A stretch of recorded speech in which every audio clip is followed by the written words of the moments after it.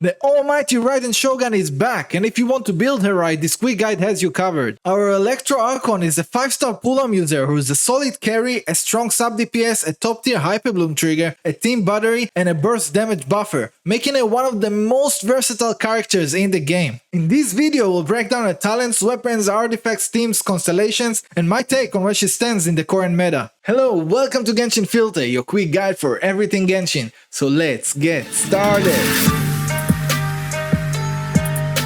Her normal and charge attack are standard pull-up hits and don't do much damage outside her burst. Her elemental skills set up the Eye of Stormy Judgment above the active character. The deals coordinated large AoE electro slashes when your active character does damage to an enemy, and it has a long duration of 25 seconds. It also boosts your entire team's burst damage based on their burst energy cost. The higher their burst cost, the higher the buff will be. This ability is also the best way in the game to trigger Hyperbloom, as it has a large AoE, can trigger from afar, and has a short cooldown between hits. As for our elemental burst, when a teammate activates his burst, it starts collecting resolve stacks based on this teammate burst energy cost. The more the burst costs, the more stacks it will collect, and it's shown on this Electro ring on the active character's back. This, alongside their teammate's burst buffing ability, really incentivizes you to use Raiden with high burst energy cost teammates. And so, the more stacks you have, the stronger her burst will be on cast. So you want to activate all your character's burst before activating Raiden's. Then, when casting her burst, it starts with a massive AoE sword slash. Then it switches her pull-on with a sword and infuses her normal and charge attacks with Electro. These infused attacks restore energy to the whole team, making her an amazing battery. And she also gets full interruption resistance while the burst is active. Her Ascension 1 passive gives extra resolve stacks on her Electro ring whenever your team picks up a particle. Her Ascension 4 passive turns her energy recharge into more energy restoration for the team and to more electro damage bonus, which is why stacking ER on her is so effective to make her stronger and a better battery for the team. Her overworld passive reduces the Mora cost for ascending swords and pull-on by 50%, a nice bonus for saving money. For talent priorities, if you're playing her as a main DPS, focus on her burst first and then her skill. Her normal and charge attacks can be completely ignored, as inside her burst the scale of her burst talent level. For using her as a sub-DPS or for Hyperbloom, you can just focus on her skill. As for rotation, begin by casting a skill to boost team burst damage and apply Electro. Then cycle through her teammates activating their burst, and by that building up resolve stacks on her Electro ring. Then swap to Raiden and unleash her burst. From there, use her normal and charge attacks until her Electro infusion ends. For a main DPS build, her signature weapon Engulfing Lightning is her best in slot, which gives tons of energy recharge and attack based on how much ER she has. A great free-to-play option is the Catch, which is an incredibly strong weapon you can get and refine completely for free by just fishing in Azuma, and it gives ER and burst damage. Otherwise, you can go for any ER or offensive crit pull-arm you have. For sub-DPS, the offensive crit pull-arms are the way to go. For Hyperbloom, the Ballad of the Fjord at R5 or the Dragon's Bane give the biggest amount of elemental mastery, but any EM weapon can work.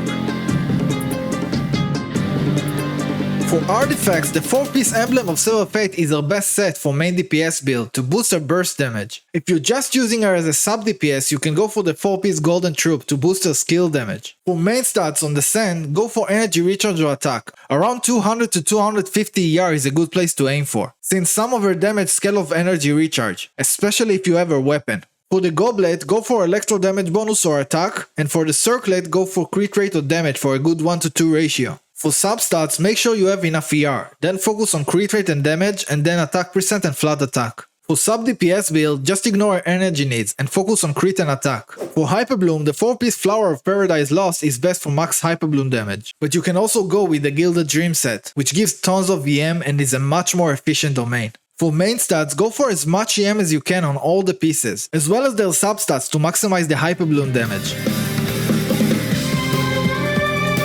Since she's so versatile, she's got tons of teams, so let's cover her best synergies and give some team building tips. Her best performing teams as a main DPS are Electro Charge, Overload, Rational, Hyper Carry, and Aggravate, which obviously focus on enhancing her own burst damage, but also on her ability to buff the team's burst damage. Since Raiden damage window is very quick and front-loaded, I myself find it very fun and strong to use her in double carry teams with other fast and front-loaded carries like Ayato and Tainari. For sub-DPS, you can really fit her anywhere you need an Electro off-fielder. Her long skill uptime, far range, and big AoE slashes make her one of the best and most comfortable Electro Sub-DPS units to play. She works amazing in any Hyperbloom team, and even though Kuki Shinobu also heals, which makes her more recommended in most Hyperbloom setups, Raiden's far range, faster attacks, and amazing uptime makes her a much more comfortable choice, and sometimes even a better one. Be aware that for a skill to trigger, the active character needs to hit and deal damage to the enemy. Otherwise it won't activate. That means any enemy with elemental shield makes her completely unusable as a sub-DPS, at least until the shield is broken. Also, Raiden's burst normal attacks doesn't proc Beto's burst hits because of the technicality of how their burst specifically works, but her burst works fine with any other normal attack trigger abilities, like with Xingqiu and Yelan.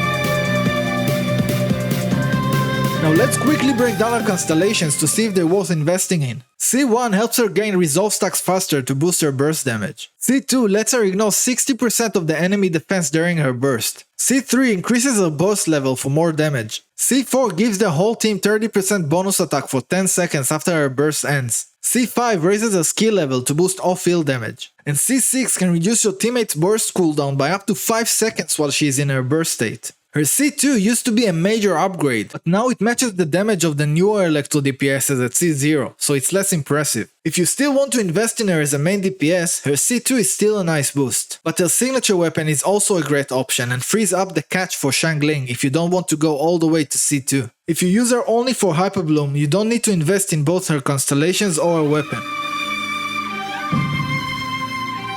Raiden is fun and super versatile. But at this point of the game, she's starting to feel outclassed in the areas where she used to shine. And I find it harder and harder to beat the top Abyss rolls when using her compared to the newer DPSs in the game. So as a main DPS, it's hard for her to keep up with the newer Electro DPSs. As a sub DPS, she struggled to stand out with so many options. And even though she's great for Hyperbloom, Kuki usually brings more value thanks to her healing. So meta-wise, it's harder for me to recommend pulling her as there are just stronger options right now. That said, if you're not trying to 36 star the Abyss and just want a fun, comfortable, and visually stunning character to explore the world of Genshin with, Raiden is easily one of the best and most enjoyable characters in the game. And I'm definitely gonna keep using her myself whenever I can.